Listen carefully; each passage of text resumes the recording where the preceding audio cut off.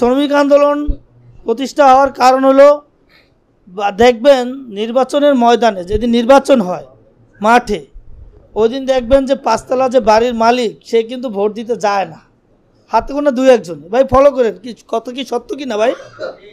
দেখবেন ওইখানে রিক্সা চালক, দিন মজুর, ঠেলা চালক, এই সমস্ত লোক দেখবেন যে সকাল 7টা থেকে মনে করেন সিরিয়ালে দাঁড়ায় আছে। তো এই সমস্ত চিন্তা ভাবনা করেই কিন্তু আমাদের শ্রমিক আন্দোলন করা। আবার অন্য অনেক জায়গায় কিন্তু আমরা ইসলামী আন্দোলন সহযোগিতা করে না এই কথা বলি, আমরা অঙ্গ সংগঠনগুলো কিন্তু এই কথা বলি। আসলে কথাটা এরকম হবে না, কথাটা হবে এরকমের, ইসলামী আন্দোলনকে আমরা যারা সহযোগী সংগঠন আছি তারা সহযোগিতা করার জন্যই সহযোগী সংগঠন তৈরি। ইসলামী আন্দোলনকে মজবুতি করার জন্যই আমাদের শ্রমিক আন্দোলন, যুব আন্দোলন, ছাত্র আন্দোলন এগুলি করা হলো ইসলামী আন্দোলন যাতে মজবুতি হয় এটার জন্য। আমরা শ্রমিক ধরে ধরে আই না, শ্রমিক আন্দোলনের ট্রেনিং দেওয়া কষ্ট করে যখন দেখবো যে ইসলামী আন্দোলনে খাটান যায় তখন নিয়ে যাবে। ইসলামী আন্দোলন যে কোনো সময় নিতে পারে। ইসলামী শ্রমিক আন্দোলন শাহালি থানা সম্মেলনের আজকে প্রধান অতিথি, উনি একটু বিশেষ প্রোগ্রামে আসতে পারবে না, এজন্য এবার বিশেষ অতিথি হিসাবে আছেন আমাদের ঢাকা মহানগর পশ্চিম শ্রমিক আন্দোলনের সভাপতি আমিরুল হক ভাই। আরও উপস্থিত আছেন বিশেষ অতিথি হিসাবে মুফতি আবু সাইদ সিদ্দিকী সহ সভাপতি ঢাকা মহানগর পশ্চিম শ্রমিক আন্দোলন, আব্দুল কুদ্দুস ভাই, উনি উপস্থিত হইতে পারেন না, ইনশাল্লাহ আশা করি আসতেছেন মনে হয়, এবং আজকের এই সবার সভাপতি এবং আমার দিন প্রিয় ভাই এবং আমার সহপাঠী, আসসালামু আলাইকুম। আসলে আমাদের এই সংগঠনটা শুধু কিন্তু আমাদের ক্ষমতা বা মনে করেন আমাদের এই যে করার জন্য না, আমাদের একটা উদ্দেশ্য আছে না ভাই? তো উদ্দেশ্য হলো আমাদের আখিরাত। আমরা কিন্তু সংগঠন ক্ষমতার জন্য আমরা সংগঠন করি না, আমরা আখিরাতের জন্য সংগঠন করি। আর আমাদের মাঝে কিছু আলেমরা আছেন অন্ধকারে জোনাকির মতো, অন্ধকার আসলে দেখবেন জোনাকিরা এরকম আলো দেয় না। তো আমাদের মাঝে কিছু আলেম আছে, যেটা আমাদের সৌভাগ্য, আমরা পচা গান্দা মানুষের সাথে ওনারা মিশতেছেন, আমাদের গাদেরকে গায়ে আলোকিত করতেছেন জোনাকির মতো। তো তারা হলো আমাদের মাথার মুকুট, তাদেরকে সম্মান দিতে হবে। অনেক কথাটা বলার একটা উদ্দেশ্য, কিছুক্ষণ আগে একটু কিছু ক্ষোভের কথা ছিল। আসলে আমরা মূল্য দিতে পারি না, আলেমদের মূল্য দিতে পারি না। আশা করি আমাদের যে পরিমাণ আর কি আমাদের হলো এই চরমনাই ময়দানে যাওয়ার পরে যে পরিমাণ আমার মতো আরও বহুত লোক নায়েব আমির পিসা হুজুরের অক্লান্ত পরিশ্রমে দিন পায়, একটা অন্য জগৎ থেকে ওইখানে যাওয়ার পরে আর একটা জগতে আসে, দাড়ি আসে, টুপি আসে, পাঞ্জাবি আসে, এই সমস্ত লোকগুলারে আমরা আসলে কাজে লাগাইতে পারি না।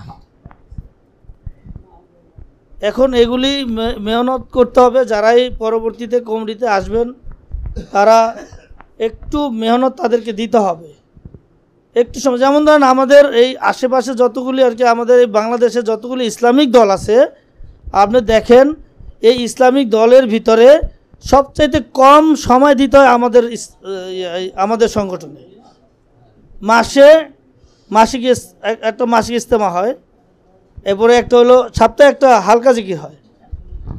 আর অন্য অন্য যে ইসলামিক দলগুলো আছে যেমন ধরেন তাবলিগ জামাতি বলেন, তাদের প্রতিদিন কয়েক ঘন্টা সময় দিতে হয়।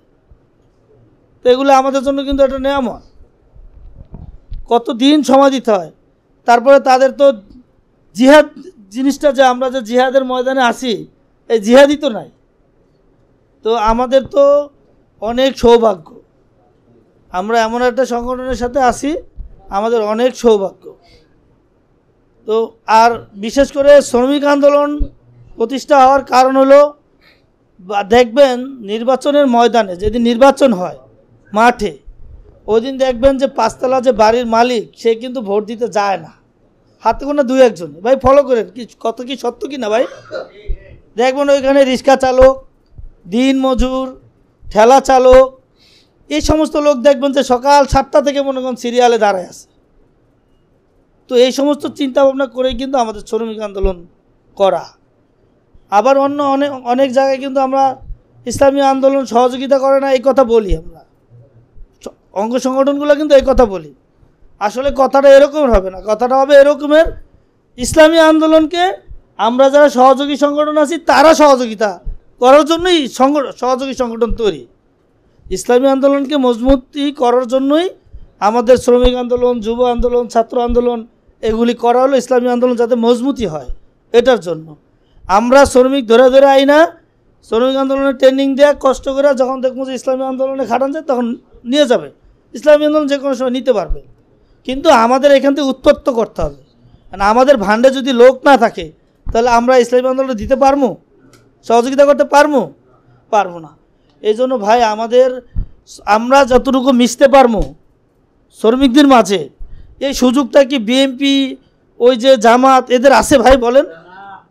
আমরা যেমন ধরেন হলো যখন আমাদের এখানে একটা সাপ্তাহিক হালকা জিকির হবে, ওই দিন আমাদের এই ওয়ার্ডে যে শ্রমিকের যে ওয়ার্ড কমিটির যে লোকজন আছে তারা 3জন 4জন করে এক একটা গ্রুপ করবেন যে আমরা এই সপ্তাহে 3জন এই মসজিদে দাওয়াত দিব। কাজটা মুজাহিদ কমিটির, আমিও তো একজন মুজাহিদ সবাই মুজাহিদ না হলে তো আমরা সংগঠন করতে পারবো না। তো আগে তো আমার মুজাহিদ, তো আমি যখন হালকায় দিন আইসা 2জন রিক্সা দেখবেন যে রিক্সাটা খালি আসতেছে, এই রিক্সাটা থামাবেন যে ভাই এখানে আজকে মাগরিবের পরে একটু আমল হবে, দিনই আমল হবে, চলেন যাই। তো যখন দিনই আমল নিয়ে বসাইতে পারবেন 5জনকে, তখন না আপনি মনে করেন ইসলামী শ্রমিক আন্দোলনের দাওয়াত দিতে পারবেন যে ভাই আপনি রিক্সা চালাচ্ছেন, আপনার তো এখানে একটা দুর্ঘটনা ঘটতে পারে, একটা মানুষ আপনাকে অন্যায়ভাবে মারতে পারে, তো আপনি আমাদের সাথে সংগঠন করেন, আখেরাতও পাবেন, আবার আপনার সাথে 2জন লোকও পাবেন। তো এরকম ভাই আমরা একতা হয়ে যারাই আমরা নেক্সট কমিটিতে আসব তারা সবাই ইনশাল্লাহ অন্তত নির্বাচনের আগে আমাদের প্রত্যেকটা কেন্দ্রে অন্তত শ্রমিক আন্দোলনের জানি 50 জন কর্মী থাকে ওইখানে, ইনশাল্লাহ পারবো তো? আর 50 জন শ্রমিক যদি আমরা একটা কেন্দ্রে ব্যবস্থা করতে পারি শ্রমিক আন্দোলনের পক্ষে, তার সাথে দেখবেন যে আরও আরও 200 তার ফ্যামিলিতে 5জন শ্রমিকের সাথে অন্তত তার ফ্যামিলিতে 5টা ভোট আছে, তাহলে মোটামুটি 250-300 ভোট একটা কেন্দ্রে চলে যদি যায়, দেখবেন ওইখানে সকাল থেকে ভোট দিয়ে বেরোবে, কাকে দিছি? ইসলামী আন্দোলন, হাত পাখা, দেখবেন জোয়ার চলে আসছে। মানুষ কিন্তু হুজুগে কিন্তু পাগল। তো এই জিনিসটা আমাদের ঘটাইতে হবে, তাহলে আমাদের শায়েকের যে দিন রাত পরিশ্রম করতেছে এটা সফল হবে। আমরা যখন ক্ষমতায় আসলে দেখবেন আমরা শ্রমিকদের যে ন্যায্য অধিকার এটা এ যাবৎ কেউ দিতে পারে নাই।